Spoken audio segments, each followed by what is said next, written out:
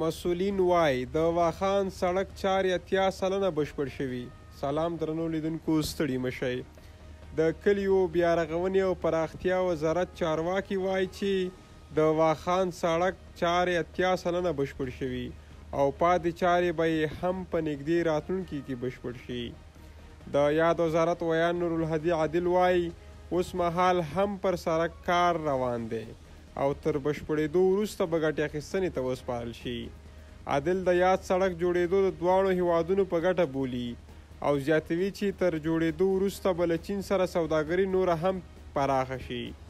واخان سړک چې افغانستان په مستقیم ډول له چین سره وصلوي، د بدخشان د فیض آباد ښار څخه د چین تر سرحد واخجیر کوتل پورې 480 کیلومتره اوږدوالی لري چې د جوړېدو چارې څه موده وړاندې پیل شوې وې.